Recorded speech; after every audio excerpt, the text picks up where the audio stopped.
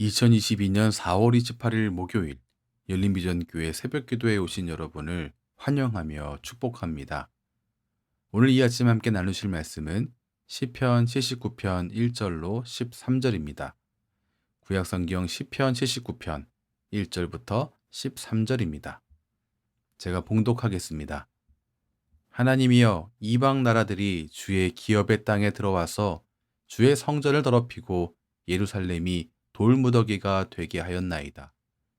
그들이 주의 종들의 시체를 공중의 새에게 밥으로, 주의 성도들의 육체를 땅의 짐승에게 주며 그들의 피를 예루살렘 사방에 물같이 흘렸으나 그들을 매장하는 자가 없었나이다. 우리는 우리 이웃에게 비방거리가 되며 우리를 애워싼 자에게 조소와 조롱거리가 되었나이다. 여호와여, 어느 때까지니이까? 영원히 노하시리이까? 주의 질투가 불붙듯 하시리이까? 주를 알지 아니하는 민족들과 주의 이름을 부르지 아니하는 나라들에게 주의 노를 쏟으소서. 그들이 야곱을 삼키고 그의 거처를 황폐하게 함이니이다. 우리 조상들의 죄악을 기억하지 마시고 주의 긍휼로 우리를 속히 영접하소서. 우리가 매우 가련하게 되었나이다. 우리 구원의 하나님이여, 주의 이름의 영광스러운 행사를 위하여 우리를 도우시며 주의 이름을 증거하기 위하여 우리를 건지시며 우리 죄를 사하소서. 이방 나라들이 어찌하여 그들의 하나님이 어디 있느냐 말하나이까? 주의 종들이 피 흘림에 대한 복수를 우리의 목전에서 이방 나라에게 보여주소서. 갇힌 자의 탄식을 주의 앞에 이르게 하시며 죽이기로 정해진 자도 주의 크신 능력을 따라 보존하소서. 주여, 우리 이웃이 주를 비방한 그 비방을 그들의 품에 7배나 갚으소서. 우리는 주의 백성이요 주의 목장의 양이니 우리는 영원히 주께 감사하며 주의 영예를 대대에 전하리이다. 아멘.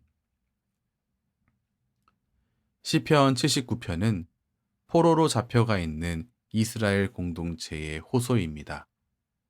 1절부터 3절을 보시면 성전이 더럽혀지고 예루살렘 성이 회파된 것에 대해 탄식하고 있습니다.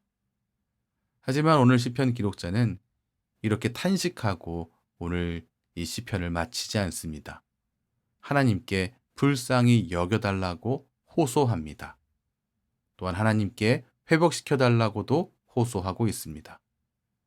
자신들의 죄에 대해 하나님의 용서를 구하면서 하나님의 도구로 사용된 대적들의 심판도 간구하고 있는 것을 볼 수 있습니다. 5절 말씀 보시면 어느 때까지니이까? 영원히 노하시리이까? 주의 질투가 불붙듯 하시리이까? 라고 기록되어 있습니다. 어느 때까지니까? 라는 말에서 우리는 그들이 오랫동안 끝이 보이지 않는 고통 가운데 있었다는 사실을 알 수 있습니다. 또한 5절 전체의 분위기는 하나님 이제 충분하지 않습니까? 라는 그러한 물음입니다.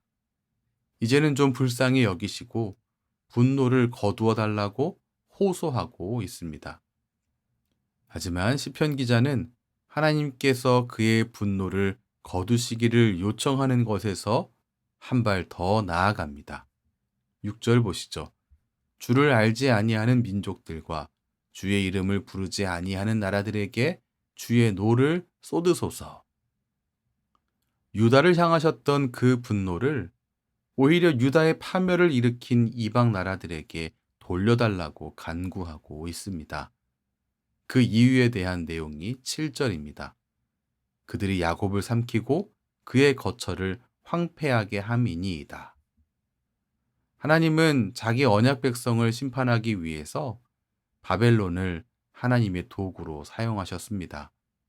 그러나 그들은 야곱, 즉 이스라엘을 잔혹하게 먹어 삼켰습니다.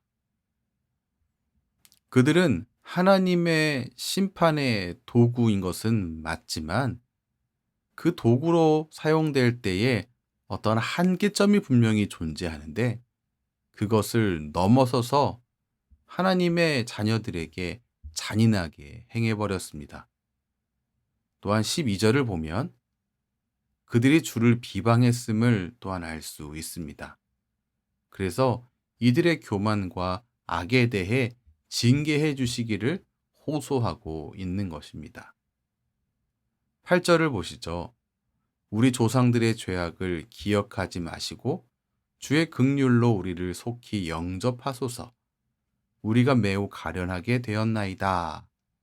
이 8절은 이들의 죄악을 용서해 달라는 호소입니다. 우리 조상들의 죄악을 기억하지 말아 달라는 이 의미는 지난 세대들의 죄 때문에 우리를 비난하지 말아 달라는 뜻입니다. 조상들과 자신들의 죄를 용서하시고 지금 이 포로됨에서 구원해 주시기를 하나님 앞에 호소하고 있는 것입니다. 이후 시편 기자는 계속해서 하나님께 개입해 주시기를 호소하고 있습니다. 주님의 영광스러운 이름을 위하여 도와주시고 건져주시고 죄를 사하여 달라고 간구하는 것입니다. 또한 이방 사람들이 오만하지 않도록 그들의 악행을 징벌하시기를 계속해서 구합니다. 갇히고 죽게 된 이들의 생명이 또한 보존되기를 간구하며 그렇게 해주시면 하나님의 기르시는 양이요 백성인 자신들이 영원히 주님을 찬양하며 그 영광스러운 이름을 대대로 전하겠다고 맹세하며 이 시편 79편을 마치고 있습니다. 여러분, 오늘 시편 79편에서 시편 기록자가 탄식하고 있지만 이렇게 탄식하게 된 모든 원인이 전적으로 이스라엘에게 있었다라고 하는 것을 놓치지 마시기 바랍니다. 이스라엘이 자초한 일이었고요. 따라서 그들이 당해 마땅한 형벌이겠습니다. 그러나 이러한 형벌, 이러한 폐허에도 유익이 있습니다. 폐허는 우리의 죄를 철저하게 회개하고 하나님의 은혜를 다시 구하게 하는 계기가 될 수 있기 때문입니다. 하나님의 징계와 고통 앞에서 부디 오늘 시편 기록자처럼 하나님의 은혜를 다시 구하는 계기로 삼으시는 하나님의 귀한 모든 자녀 되시기를 바랍니다. 하나 더 나눌 것이 있습니다. 주님 앞에 나아가서 주님의 은총을 간구하는 것이 염치 없게 느껴질 때가 있습니다. 하지만 그렇다고 해서 하나님 앞에 나아가지 않는다? 그건 참 어리석은 일입니다. 다른 방법이 없습니다. 주님의 은혜가 아니면 살 길이 없는 것 아니겠습니까? 방법이 없습니다. 하나님의 자녀된 성도는 하나님께 징계를 받을 때 아버지 하나님 앞으로 나아가야만 합니다.